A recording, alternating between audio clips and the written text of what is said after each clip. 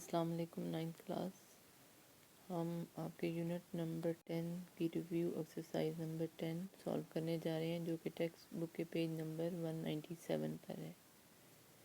इसमें देखें, question number 2 हमारे पास है कि if triangle A B C is congruent to triangle L M N, के ये दोनों ट्राइंगल कॉन्ग्रुएंट हैं। ये देखें, उन्हें फिगर बना के दी है।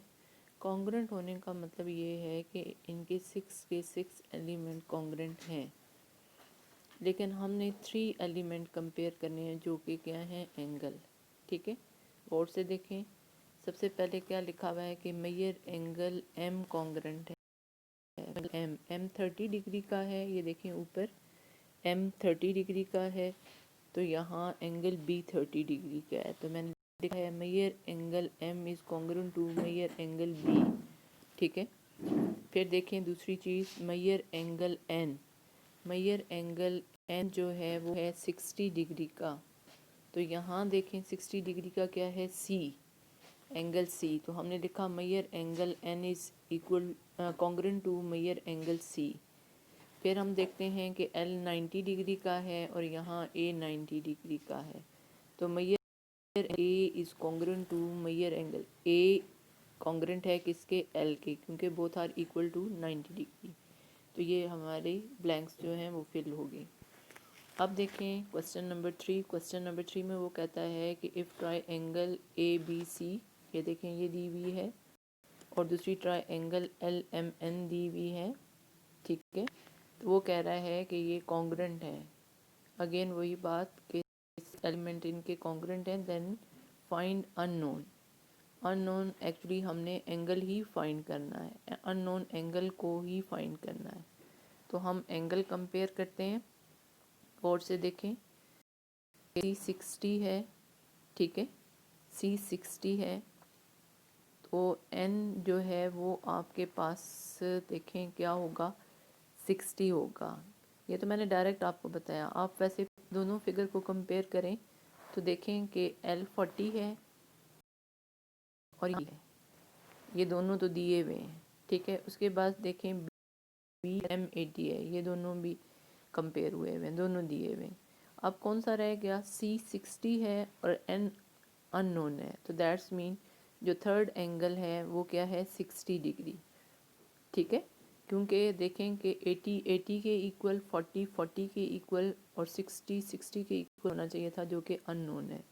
ठीक है, तो एक्स जो है वो आपके पास क्या, 60 डिग्री। क्या देंगे, रीज़न क्या देंगे कि given triangle A B C is congruent to triangle L M N, therefore measure angle M is equal to measure angle C.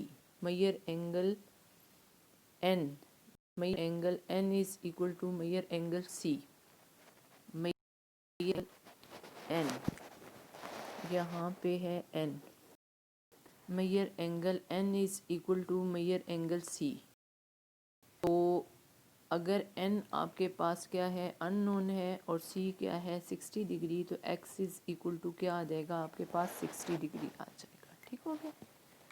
अब देखें कि अगला जो पास यहाँ पे देखें तवज्जो से, क्वेश्चन नंबर है 4। क्वेश्चन नंबर 4 में वो कहता है find the value of unknowns for the given congruent triangle. यहाँ पे भी ट्राइंगल कॉन्ग्रुएंट है और जो चीज़ अननोन है वो हमने फाइंड करनी है। तो पहले मैं आपको फिगर दिखा देती हूँ। फिगर देखें कि एक बड़ी ट्राइंगल आपको ए बी सी नजर आ रही होगी, और एंगल ए से एंगल बाइसेक्ट किया गया है, जो कि बी सी साइड को पॉइंट डी पर इंटरसेक्ट का 90 डिग्री का एंगल शो हो रहा है। और देखें कि जिस जगह पे ये बी सी को इंटरसेक्ट कर रहा है उस पॉइंट को डी कहा गया है। तो गौर से देखें कि बी डी और डी सी, ये जो दो हिस्से या दो पार्ट्स जो बन गए हैं बी सी के, एक बी डी और दूसरा डी सी, इस पे ये डबल डबल लाइंस लगी हुई हैं। गौर से देखें कि ये लाइंस और ये लाइंस बनी हुई हैं। ठीक है ना, तो ये शो कर रही हैं कि ये मेजरमेंट में क्या है, इक्वल। लेकिन वो खुद बता भी रहा है कि ये दोनों ट्रायंगल कौन सी ट्रायंगल दो हैं? देखें, एक बड़ी ट्रायंगल मैंने आपको कहा ABC, लेकिन जब हमने एंगल बाइसेक्टर ड्रा किया तो ये एक बड़ी जो ट्रायंगल थी ABC वो दो ट्रायंगल में डिवाइड होगी। कौन कौन सी? एक बनी ABD और DACD, या ADB ADC बनी। ठीक है, देखें कि AD इनकी कॉमन साइड हुई। ठीक है, उसके बाद देखें कि आपके पास जो साइड है AB और AC, ये दोनों के ऊपर ये जो सिंगल सिंगल लाइन है ये भी है कि इन दोनों की मेजरमेंट क्या है, लेंथ क्या है, सेम लेंथ क्या है, सेम है। ठीक है, यानी AB is congruent to AC। और दूसरी चीज़ आपको क्या बताई कि BD is congruent to DC और AD क्या हुई, कॉन्ग्रुएंट हुई। तीन साइड कॉन्ग्रुएंट होगी। अब एंगल B इनके मेजरमेंट में इक्वल है, लेकिन हम सिर्फ उन्हीं चीज़ों की बात करते हैं जो हमने फाइंड करनी है। तो जब BD is congruent to DC, ये दोनों जो है ना कॉन्ग्रुएंट हैं या इक्वल है, हम ये जो गिवन है 5m - 3 is equal to 2m + 6 लिख सकते हैं। कैसे? इसको आप यूँ लिखोगे कि measure BD is equal to measure DC। तो BD कितना है 5m - 3 और DC कितना है 2m + 6, वो हमने लिख लिया। अब देखें कि m left side 2m left right side पे है, लेफ़्ट साइड पे ले आइए। तो 5m में से 2m आप सब्ट्रैक्ट करेंगे तो कितना रह जाएगा 3m। साइड पे -3 था, उसे राइट साइड पे ले जाइए तो कितना हो जाएगा 6 + 3 कितने बने, 9 बने। ठीक है, अब जो m लेफ्ट साइड पे वो उधर जाके क्या हो जाएगा, डिवाइड, तो m = 3 आ जाएगा। एक अननोन वैल्यू हमारे पास आ गई।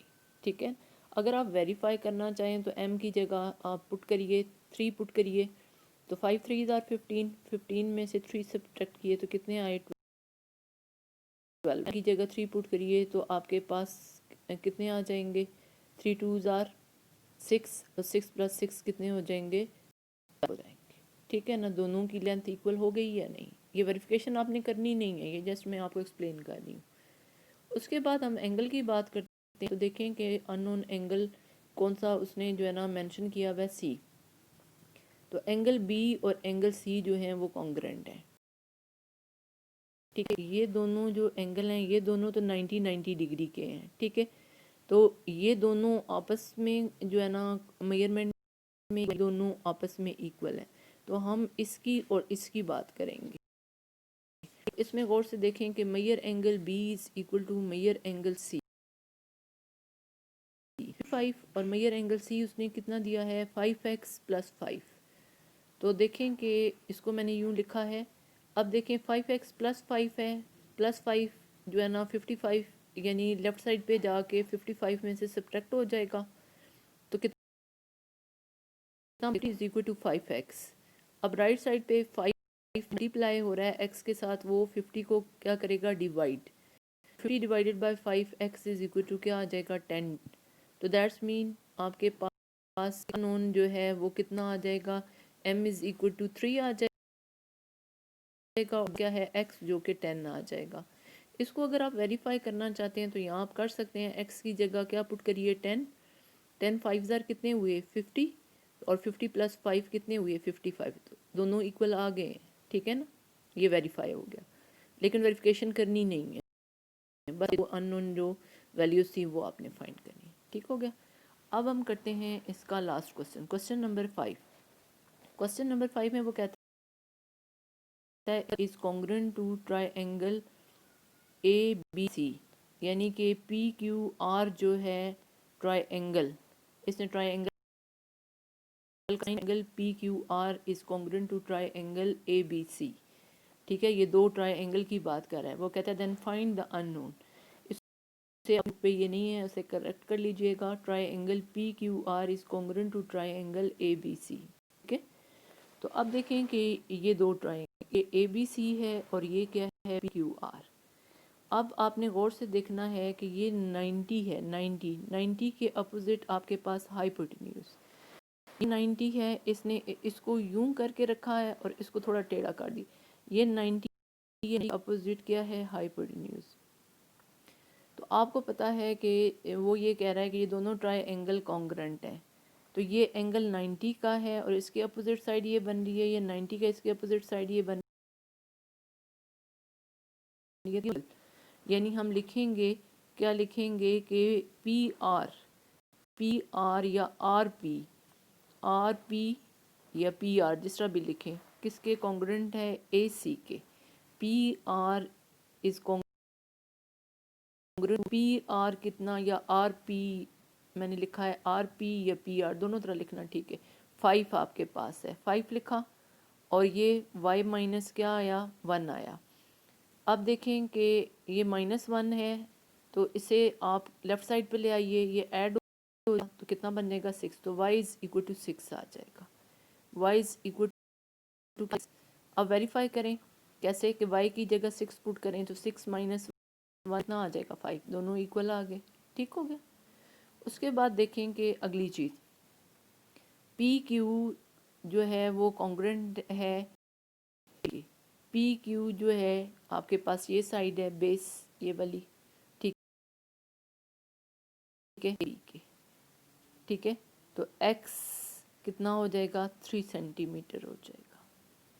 अब ये रह गया परपेंडिकुलर, रह गया ये वाली साइड रहेगी 4, ये 4 सेंटीमीटर दिया हुआ है z, तो z एक्चुअली क्या होना चाहिए, 4 सेंटीमीटर,